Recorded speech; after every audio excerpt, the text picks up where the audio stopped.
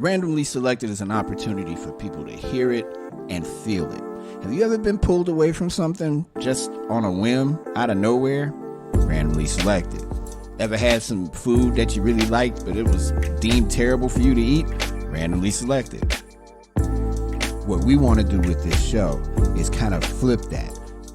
This is our opportunity to give you something that you need, where you get a chance to hear from the notables and the quotables, people who are famous and not so famous. It's a chance to listen to questions that people want to ask these people. Randomly Selected, powered by the Silverroom, hosted by me, Mario Smith. And by the way, please feel free to reach out to your friends and neighbors and tell them to subscribe. Hope you enjoy it. Peace. Peace, everybody. It's Mario. Welcome to Randomly Selected. And tell your friends, by the way, Randomly Selected, available wherever you get your podcasts. I know this is out of the norm because it's on a Monday. Well, maybe not, because the first sometimes falls on a Monday. But in the middle of the month, not so much. So today, we are going to talk with Eric Williams. Eric Williams is the owner of The Silverroom, who happens to be my radio boss here in the podcast world, and I am very happy to have him in, who whether you know or not, is going to answer a very important question. Will there be block party, the Silverroom Sound System block party, say the whole name, in 2021?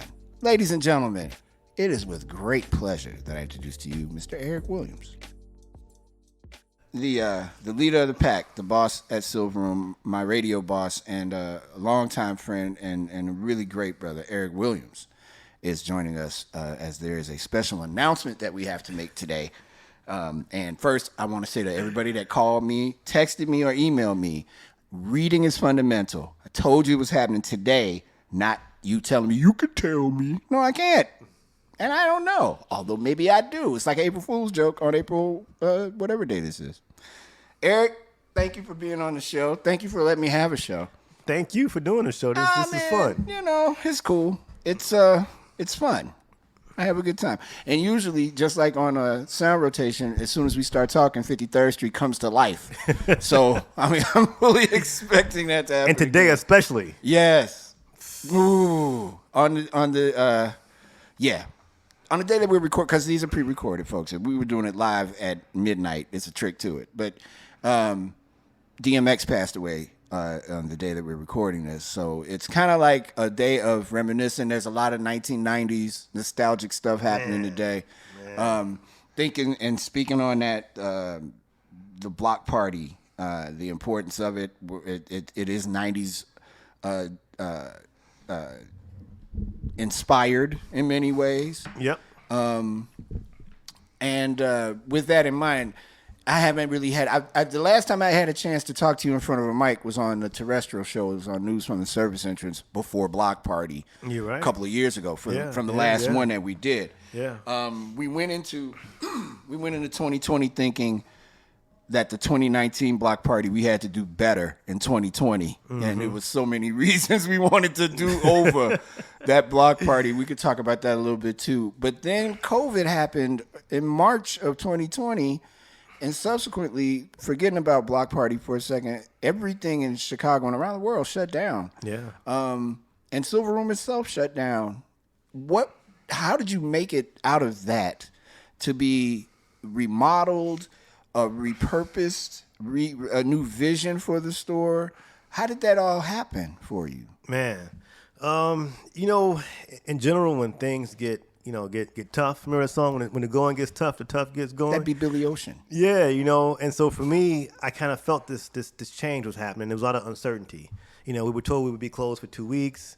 We were told this thing would be going away. We just didn't know. And we're reading things from the CDC, from Dr. Fauci. We didn't have the best president at the time who was giving just horrible information. Yes. The city of Chicago. So for me, I try and read and take in information and try and use my analytical skills to figure out what's the next move, Mm-hmm.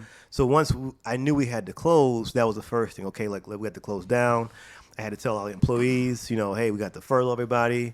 So just trying to figure out the next steps. And, and because there was so much uncertainty, is it 2 weeks? Is it a month? Is it 2 months?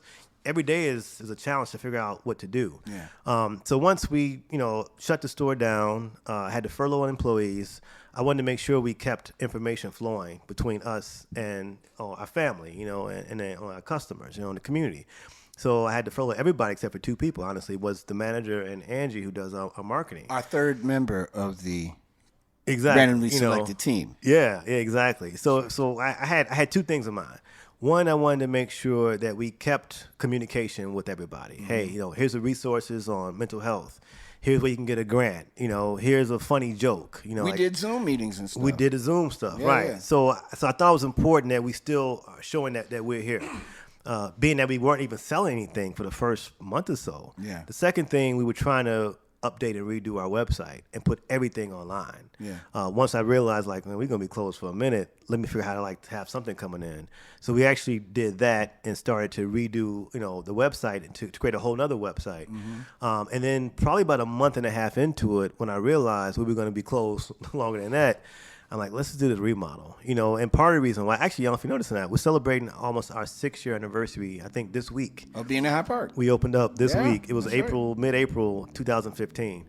And so when I moved from Wicker Park, here we moved super quick. I mean, we did it, I think I was closed for 2 weeks or so.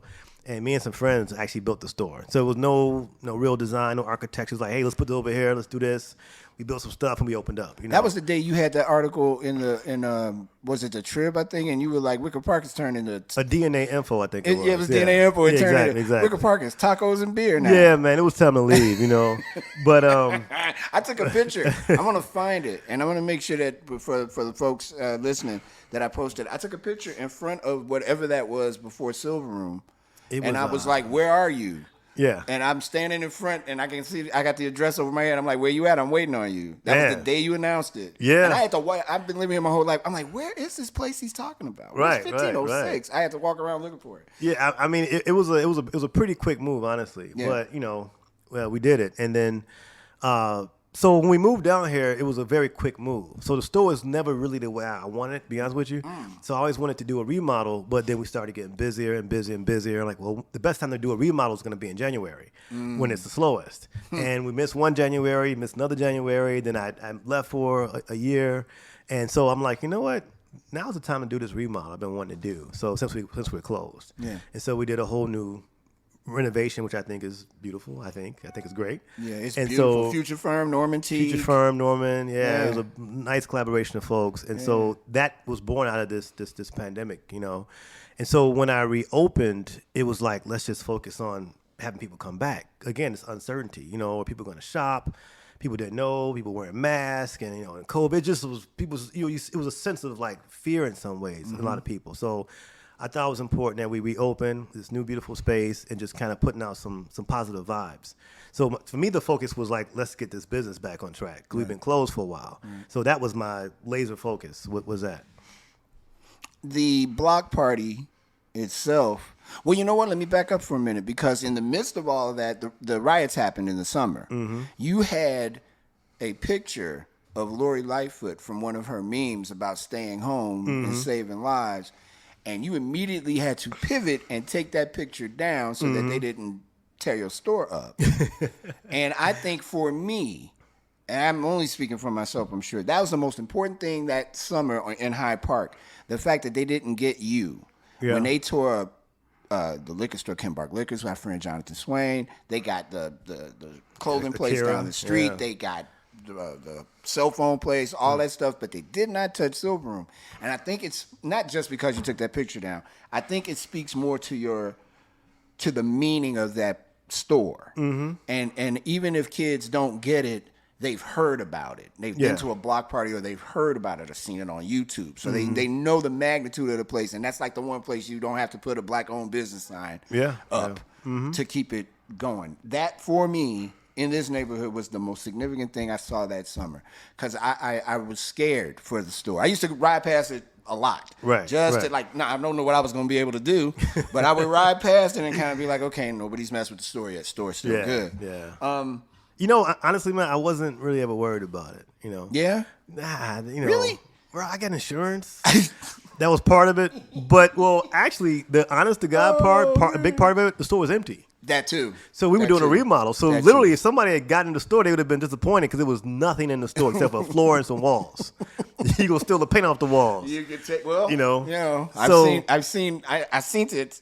Yeah, happen yeah. before. So I don't know. I just kind of felt, I try and stay positive, man. So I didn't sense that anything was going to happen. Honestly, I really didn't. I know there were a couple of nights that I would ride up to Harper on my bike and see you and Chef Eric Williams talking, or see you and folks who don't know who Gravity is, Google.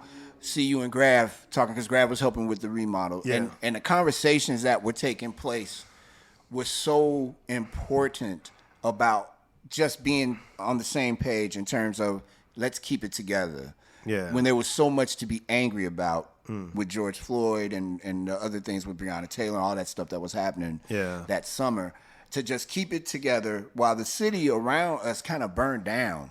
Yeah. And Silverroom stood up, you know, and not only stood up, but continues to stand up. And then there's a question about Block Party. I don't know about you. I get a question about Block Party like every couple of weeks. Right. Didn't get that in 2020 because we were all kind of like not happening. Right. Although people still thought it was going to somehow happen. But we get it every day at the store, actually. I can only imagine. Yeah, several times a day. I can only imagine. And I mean, I've been lucky enough to host the show. The next time, whenever it is, based on your announcement, sir, will be my 17th time doing it. I feel like for me, not being able to do it in 2020 was just part of the wheel of financial doom because Block Party generates not just money for other folks in the businesses and stuff. It actually helps people like me. It's not a paid gig, but I get gigs from it, right? Yeah. Even if the gigs I get aren't paid gigs, somebody wants me to come speak at a school, somebody wants me to write something. I saw you at Block Party, can you be on my show? And it didn't happen. Right. So the pivot wasn't just, oh man, Mario, you're not doing Block Party. Mario's not hosting any shows. Right. We didn't do the summer music series with the University of Chicago. There's a lot of stuff didn't happen. And then there's the Block Party itself, the last one, 2019. Not Mario's favorite Block Party. Yeah. For a lot of different reasons. Yeah, I agree. And I was telling folks how long I've known you and that I've never seen you. I hardly ever see you angry about anything. Even if something disastrous happens, you're kind of like, you know what, it's going to be all right. We'll figure it out. You, at one point, walked up to me and just kind of stared at me. And I was like, oh, Lord, Eric is mad. It was great. I've never seen it. I was trying not to laugh in your face, but I loved it. I was like, ooh, Eric's Yeah, that was an interesting day. Man, you know what it reminded me of? In the Ten Commandments. Not compare myself to Moses, but remember Moses came down and saw everybody sinning. Nigga took the tablets and that's how I felt like. I'm like, what happened? Like, what does this become? This is not what I envisioned, 16, 17 years ago. It was a bunch of debauchery. I mean, it is, but it's not. End of the day, it's still pretty calm. But I just kind of feel like just thinking back to when it started 16, 17 years ago, it was none of this, and it was like, me and Ron, with extension cords out of my window. Ron Trent, yeah. Right. It was, calling up a couple of friends and, my friends doing graffiti on the side of my house, on my building, actually. It was just super chill. It was no security. It was no porta potties. It was no gates. It was no, all of the city stuff and the aldermen and all this. It was just like a lot. And I think the frustration for me came from just like the stuff that you see and Rob and Ken and Susan and other people see that people probably don't know. And they just think this thing just kind of pops up overnight. Yeah. And then you realize the amount of money that it costs, that a lot of this is funded from me personally in the Silverroom. And you see, man, ask for donations and people like, why? Oh, yeah. Where's this money going to? Oh, yeah. People putting in a quarter. Oh, yeah. You spent $250,000 and they don't want to give you a quarter. Oh, yeah. So a lot of it was the frustration from it, feeling like it kind of in some ways had gotten away from how we started. We had a lot of people. Now, there were a couple of things that day, just to refresh people's memory. I don't know how you can forget because you remind me every day about it. But just to refresh your memory, it was super hot. It was the hottest day of the year. It was the hottest day of 2019. Yeah. It then went from the hottest day of 2019 to a really just the wind came off the lake and changed the whole complexion of the party because there weren't that many people out. No, because it was too so hot. Yeah. And then that happened. It rained a little bit, and then everybody showed up. And it was like everybody showed up at once. It came out of nowhere. Had trouble getting Tobey on stage. Had trouble getting stages that never came. Stages got built late. Just a lot of stuff happened that day. And we all at the end kind of like looked at each other and were like, nah, this ain't it. So we had high hopes for 2020. We were ready. And then COVID happened. So no block party in 2020. A long pause for block party. And now, in 2021, COVID is kind of not under control, but the conversation has went from, oh no, to are you getting vaccinated? Are you still wearing your mask? Do you staying social distance? You know, keeping those guidelines in mind when you go out and be around your friends. Are you not going out? And what about block party? Because now we can seemingly gather in decent amounts of folk. They've reopened baseball stadiums. We won't talk about the Chicago Cubs while you're here, but whatever. They started off 3-1, right? Yeah, they did. You know, I'll talk about them one day with you. You're able now to be in events in public. You'll be able to kick it with your family, hopefully, for the holidays, starting with Memorial Day and whatnot, because of the pretty good chance that we will be in a place by June, July, where this is not the biggest conversation anymore. It's just how do we get back to quote unquote normal? And then again, there's block party. So here we are. I'm asking you the question that everyone wants to know the answer to. Will there be another episode of the Randomly Selected Podcast? No, I'm kidding. Will there be block party in 2021? The short answer is no. Okay. And you know, damn it, I'm leaving. And here's why. As much as I know the importance to everybody, you know, including myself, actually, you know, this is not something that we put together in a month or 2 or 3 or 4 or 5 or 6. I kind of give myself a break the third Saturday in July. That third Sunday in July, I take a little break. Normally the next week, I'll take a break with my daughter. We'll go drive somewhere, go on a trip, we'll visit people. Come back, you know, the store's still, you know, the end of summer. Usually mid-September, we kind of back on it again, you know, making a deck to send out to get sponsorships, you know, even just thinking about who you're going to book for the next year. Thinking about just the you know, the theme, which is always important to me. Talking to people about next year. Like, so the conversation normally starts in September. You know, October, November, you know, by January, you working, you know, and it's not just me. I got to have the committee, you know, you and then Rob and Ken and Susan, you know, and Amy, and whoever else is working on this. And it's demanding. And as you know, no one's gotten paid from this. You know, you guys have been just rocking with this just to do this, honestly. And so you got my friends who've been volunteering, and then me who's been spending tens of thousands, hundreds of thousands of dollars out of my pocket. I can't do that every year. So, you know, at this point I was like, well, let me figure out how to like monetize it. So that was last year, was figuring out how this could look differently, you know, through sponsorship, through ticketing, through whatever mechanisms we can figure out to help pay for this. Let's figure that out. That's a lot of time because this festival is run differently than all the other festivals in the city. Right. We're not ticketed like, you know, Lollapalooza or Pitchfork or Riot Fest. We're not hosted by a Chamber of Commerce. You know, usually you have like these local entities actually do these things. This is an independent festival that's free. It makes absolutely no sense. None at all. It makes no financial sense. We've all been saying that for years. So when people say, well, how does it work? Well, and what happens is people always get this. Well, I assume that Mrs. Johnson helped pay for this. I assume that this business helped pay for this. I assumed. There's like these assumptions, but at the end of the day, like no one helps pay for this. So let me rephrase this. We get sponsorship. University has been supportive. University of Howard Chicago, Brown, yeah. the Trust. Right. So we have gotten some sponsors, but it's not enough to pay for the entire thing. Right, because God knows my salary alone. You know, that's it right Talk there. about anybody else. You know, so you know, for me, trying to figure out how do you close this gap on a couple $100,000 basically is like you got to really go out and pitch. And I heard people say, "Oh, just get some sponsors." I always say, "Oh, you know what? Can you help me?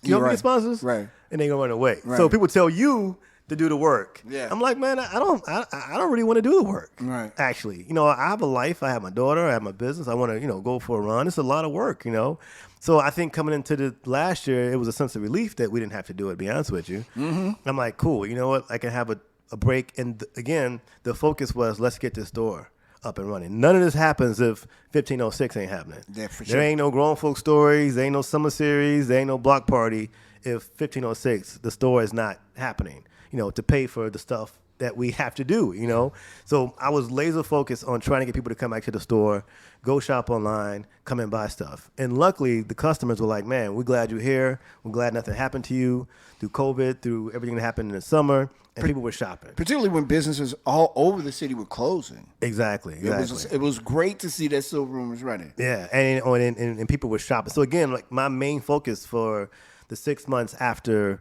we reopened was just to get the store going. And then again, the other side of it too is like we had no idea what COVID was going to be. Yeah. So you can't ask somebody in October for money if people are dying, if people are like, don't know where they're going to be at. So I feel like, things are better now, but now you're going to start trying to plan an event in 2 months. There's no way. So for me, we got, things are getting better. You can't social distance at a block party.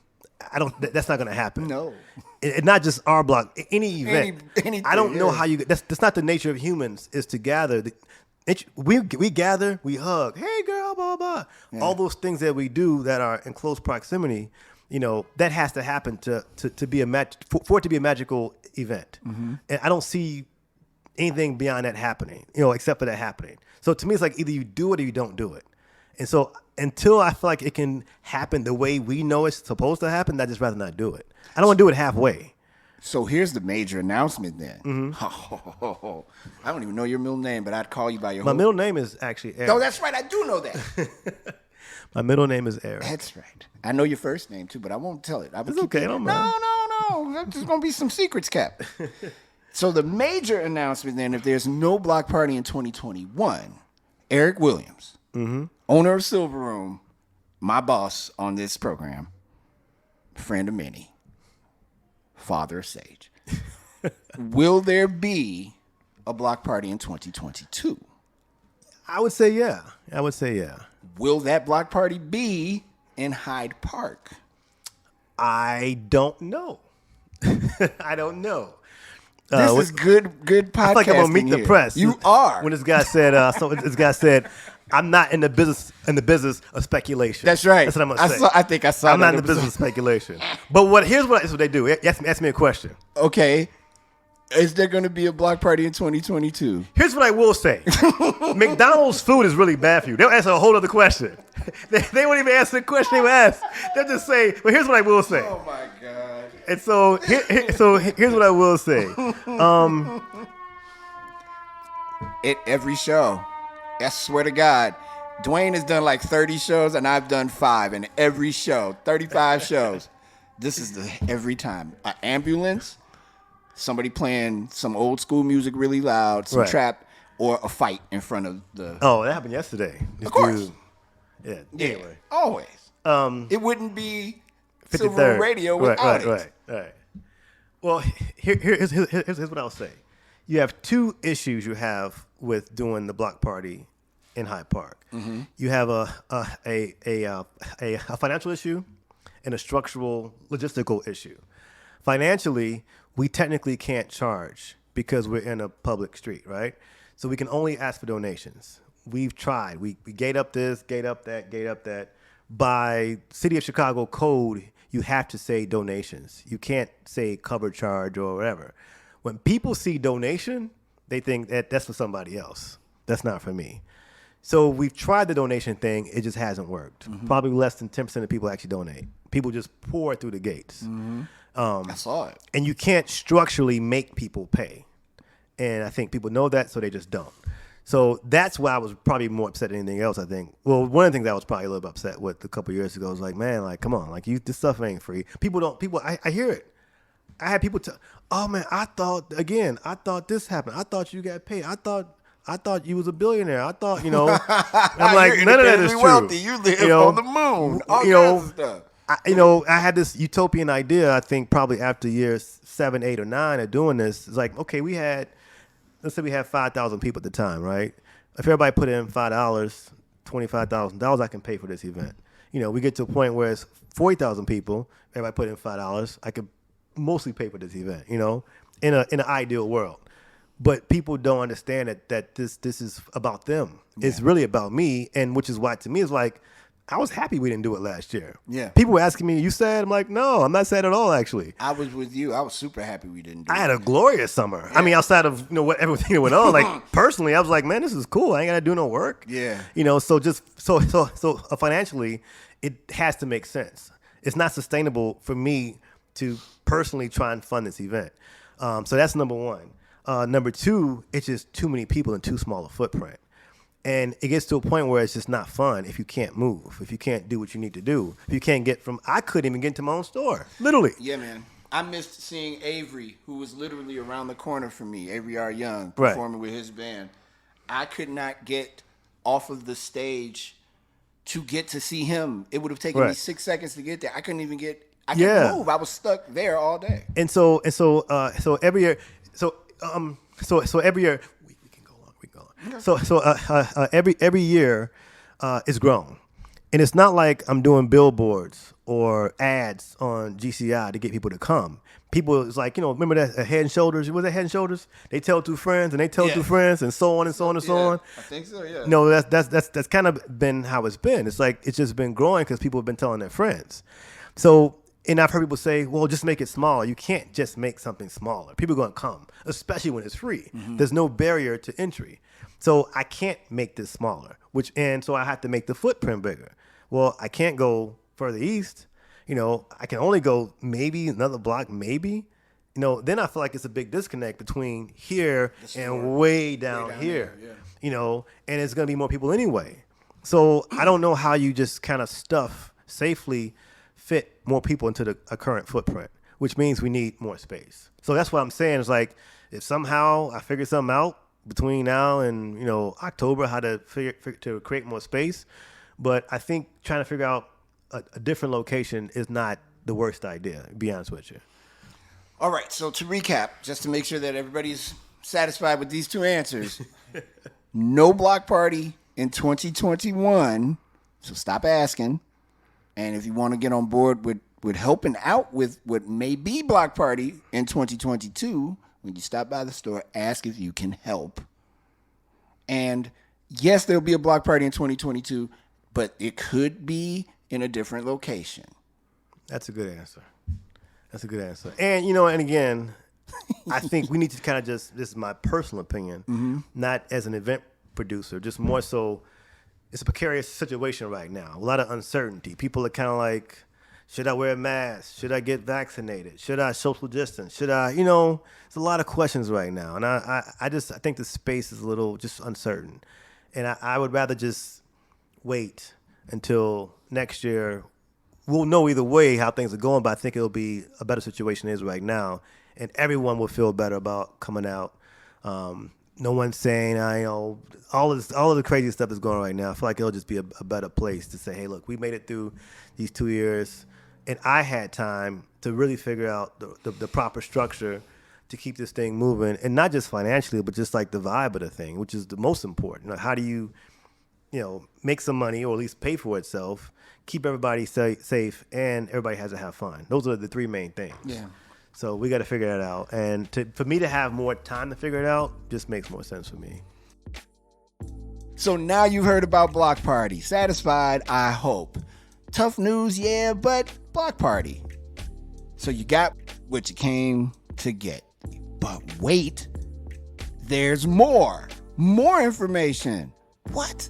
How much information you gonna get? You thought the show was over. It's like one of those Marvel movies. There's more stuff happening. Don't move.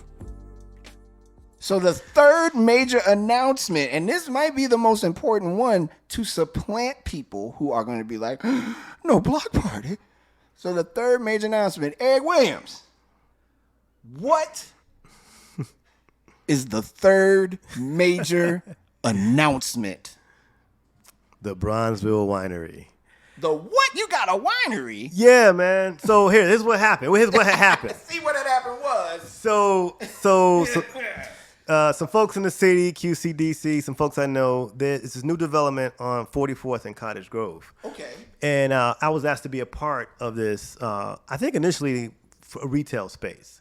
I live in Bronzeville. I rock with Bronzeville. Absolutely. My mom's from Bronzeville. And, I'm like, man, like there is no real restaurant, cultural space, wine bar, just get down spot. We can come and like hang out, Mm-hmm. So right away, I'm like, man, I know what I want to do. I want to create like a really dope, like sister restaurant, wine bar to the Silverroom. That's the idea. And so we we didn't got fancy. And so we put after in COVID. Man, it ain't that fancy, So we put in, some paperwork to the city. We got some support from them.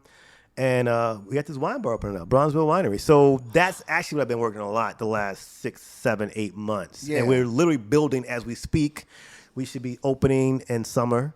In fact, we might be opening the third Saturday of July. That would be perfect. Which traditionally, historically, has been the block party day. So or that the would Mario be Smith birthday weekend for those who don't know. Yeah. So so it's gonna be a dope spot. It's gonna be food, some good food, Nice. full on menu, drinks, music, but just a spot that doesn't really exist in the city in a lot of ways. It'll feel like a New York, Brooklyn kind of spot, but a Bronzeville spot, harkening back in some ways to like the legacy of Bronzeville historically, but like in a modern day kind of way. But just imagine like Silverroom's sister restaurant. And for the new folks who are just coming to the room about Silverroom itself, not knowing the whole history and lineage, you had a restaurant before, Square One. Square One, we Let me sure tell did. you, I missed the hell out of Square One still. You see my computer, Yeah, I know. right? I know. The sticker is right there. So Square One was a dope spot. Yes, I'll it tell you the was. story of Square One. If we have time, Yeah, I guess it's our podcast. I know. I said we're gonna do a half an hour. It's like 2 hours later. It's all We good. have all the time you said I got we nowhere to have. go. So here's the story of Square One, man. So I had to open the store in '97, and I was in Wicker Park, and I don't know if I told you the story. I was inspired to do actually a soul food restaurant. And I was inspired by all the spots in New York where you go in and you take your food and put on a scale, and they bring you out. I'm like, I like this. I like to go get my little food. That was the original idea. But I like to do a lot of different things. I'm like a fanatic about magazines. Mm-hmm. So I wanted to have a ton of magazines. So I'm like, okay, it's gonna be like a soul food takeout kind of spot, but you can sit down. Also a magazine store. I love juice, as you know. Yes. So when my man Chris, we were making juices, it's going to be a juice bar. But then also, I DJ, got music. We're going to have music in there. But wait, there's more. We're going to have film in there. Yeah. Then I had a basement. And we're going to have performances downstairs in the basement. Get poetry down there. And then we had an upstairs that was like a pretty big size loft. And I had my friend who wanted to do fitness in there. L-Tab did that second Allowed in a Bomb. Yep. Was done at Square One. Yeah. We did that there. And we had a puppet show we did. We just did all kind of stuff there. So basically it was a space that we had that was just this really dope spot. It was a concept that was way ahead of its time. And people to this day say it was ahead of its time because it was actually, remember, it was no smoking. That's right. Before the smoking ban. That's right. And so because I don't like smoke. So I'm like, I'm going to have a spot. It's no smoking. It's my spot. No smoking. Right. And it was no alcohol, which, that and obviously alcohol is how you make money. But that wasn't the reason that we actually closed. It was a spot that, because we didn't have alcohol, we could be open 24 hours a day. Mm-hmm. So people would come after the club ended, and they would come to the spot that there was DJs, there was juices. It was like a healthy lifestyle kind of spot. So we had a real hodgepodge of customers. It was folks who were in AA, who had this dope spot that didn't drink, that could come out and still be in this really cool spot. We had folks who were not 21. Then we had folks who would go to the club and go and drink and go to the spot that didn't serve liquor that was actually doper than a lot of spots that did serve liquor. Right. That had good food and juice. Right. You could read magazines. So it was a great space. That was one of my favorite spots. Pep and Everett used to always perform there. Yes. I got this great video of Avery and Theaster performing in the Gates, basement. that was the first time I saw it. And shout out to Theaster Gates, man. That, God, I love you, Theaster. That night that he took the pottery and he built this beautiful We had pot. that video of that, actually. Yes. Yeah. And he destroyed it. Yeah. And I was like, oh my God, I'd never seen anything like that before. Even now, man, I'm getting little goosebumps thinking about just how powerful his performance was. And he was very matter of fact about it at the end. He kind of was just like, well, I always build and destroy. That's my job. Yeah, we had some great time. We did a thing with a cool Herc and Bambaataa. We had the resource parties upstairs with Ron and Danny Crivet and we videos, and we showed Gordon Parks, Half Past Autumn. I'll never forget that. We showed this movie about people were eating, had never seen this movie before. We had kids performing. It was like a little bit everything. It was great, but I wasn't a restaurant person. In hindsight, I should have had somebody help me actually manage the restaurant part. It would have worked, to be honest with you, So this is like, I have somebody working with me on this project who was a restaurant person. Right. So I'll kind of set the vibe and the tone and do the marketing and the branding, and we have somebody who can do the operational part of it. So I'm excited about Bronzeville Winery. Man, it's going to be dope. Looking forward to it. All right, I'm a big Pinot Noir guy. We'll have some for you. And I'm a Pinot Grigio guy in the summer. We'll have that too. Also like rosé. We'll have that too. Because if I'm sitting with a lady friend, they like rosé. So I learned how to like that. And there you go. That wasn't intentional. I just, I'm not stupid. Lady like it, you like it. That's how it goes. So we learned a lot today. You said it all. You've done it all. You've built a small empire here on 53rd Street. I don't know about that, man. Just trying to make it happen, man. You have one of the best block parties in the United States that, according to whatever year it is, Erykah Badu, Lauryn Hill, or Nas may or may not have actually walked through block parties. It is the event when I work Pitchfork that I take the day off of Pitchfork to make sure that I'm at to host. And Pitchfork is a paying event. I've never been to Pitchfork. Yeah, because you're always Because there. It's always the third Saturday in July. I can tell you something. And I can say this with great certainty, and I'm sure that my man Sam Lewis III, from Elastic Arts would agree. If Pitchfork was not around the same time or the same day that Block Party was, and you could see the difference in how people kick it, Block Party was putting a foot in Pitchfork in a lot of different ways. Maybe not in the whole acts, because they had a multitude of great acts, of course, but Block Party does too. I think it says a lot about events that are funded well. Well, you know what, too? Honestly, this was never supposed to be an event that was a headliner driven. Right. And we're very adamant about saying main stage. Yeah.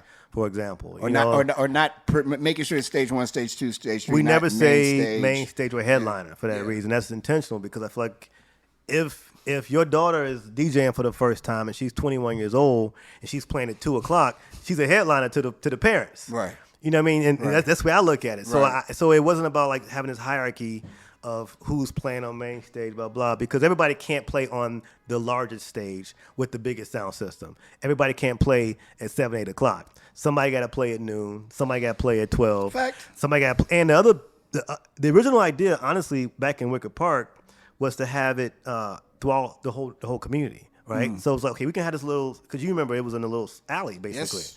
And so we can have something happening in the Silver Room, at Izuli, at Softcore, at all these stores. The idea was to kind of have traffic flow through all of the businesses to help the businesses. That was the original idea. And then the businesses kind of pitch in and help, but they never did. Yeah. But that was the idea, because so all the businesses actually are busier.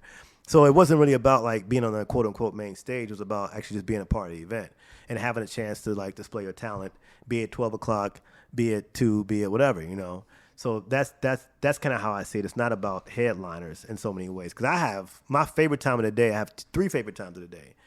It's when I first hear this music start. Yes. When you're like, okay. Yes. Okay, it's happening. It reminds me of, remember in Beach Street, it would say, it's working, it's working. Yes, sir. That's kind of how I think, okay, we got the stage is up, the generators, the sound is on. Yeah. Okay, cool, it's working. It's working. Yeah. And so, and that's like that, like 10 o'clock, 9, 10, 11 o'clock before we start officially at noon, you know.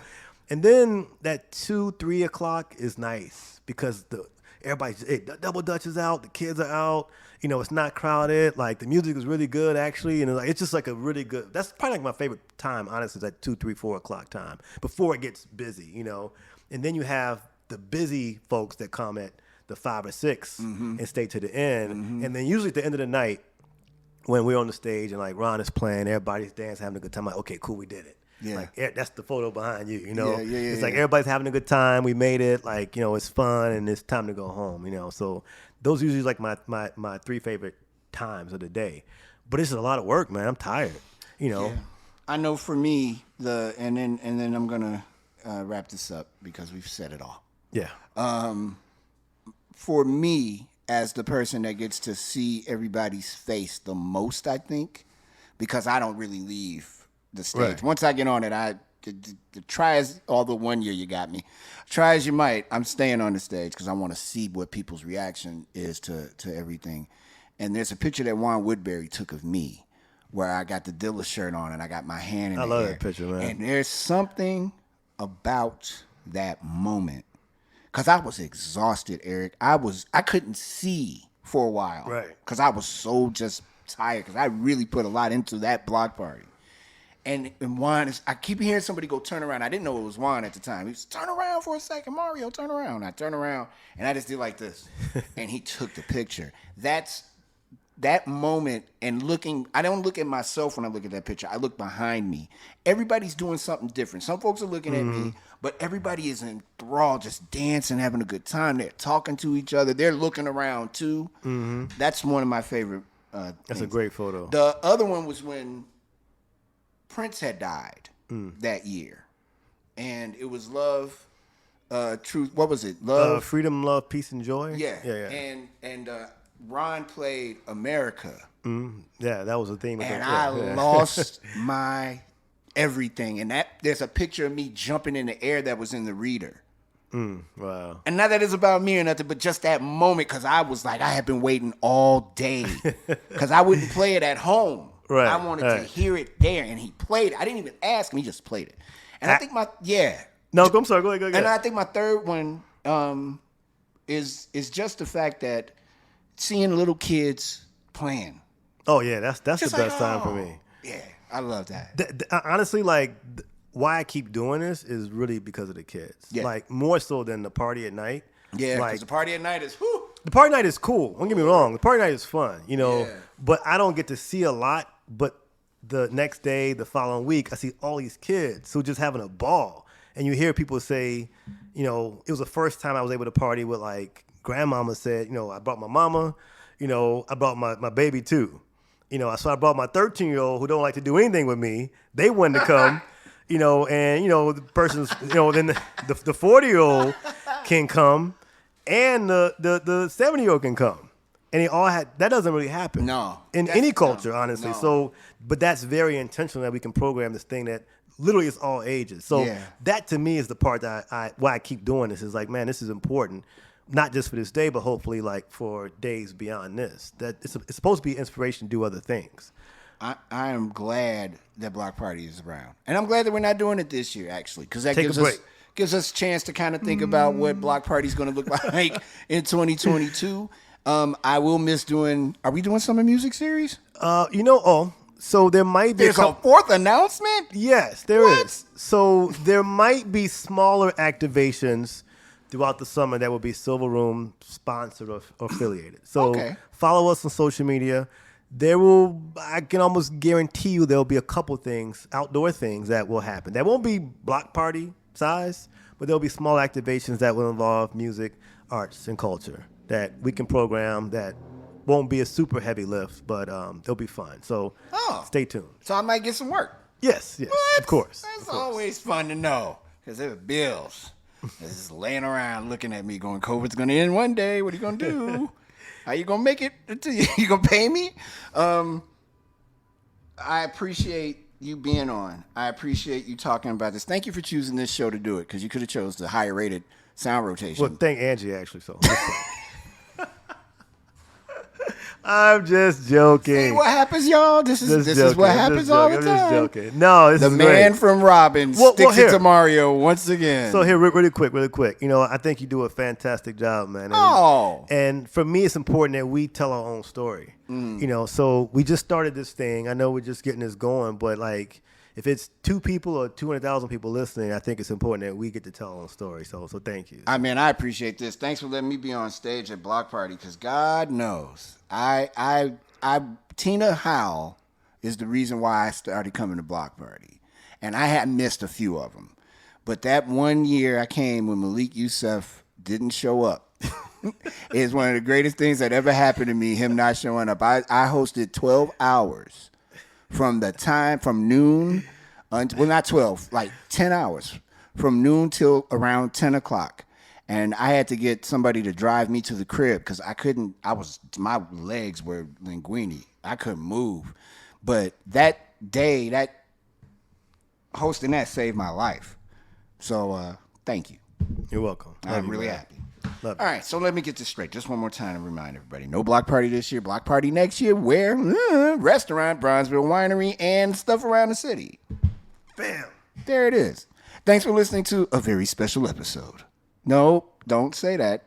Because, again, Arnold didn't get adopted, or Manic's car broke down, or Barnaby Jones' phone didn't work in his car. Something bad happens whenever you say a very special episode. But thank you for listening to Randomly Selected. We got some stuff coming up that is going to knock you down in the next few weeks. So just stay tuned to this space. And don't forget to listen to my man Dwayne Powell on Sound Rotation, who I just talked about, because his show is really dope. And if you're not listening to Sound Rotation, shame on you. It is available wherever podcasts are available. Have a great time until we talk again. Peace.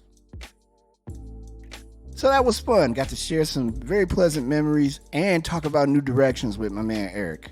Thanks for listening to the program. We really appreciate your patronage, and thanks for supporting Randomly Selected and also supporting Sound Rotation with my man Dwayne Powell.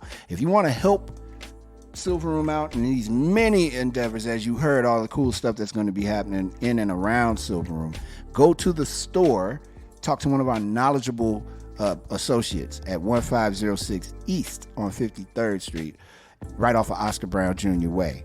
And you can also catch the Silverroom and buy stuff online. If you're not in Chicago, you can't make it to the store quite naturally. You go to thesilverroom.com. Thanks for listening. See you soon. Stay safe. Wear your mask. Wash your hands. Keep your energy right. You know what I mean? And have a good day. And thanks again for listening. Peace.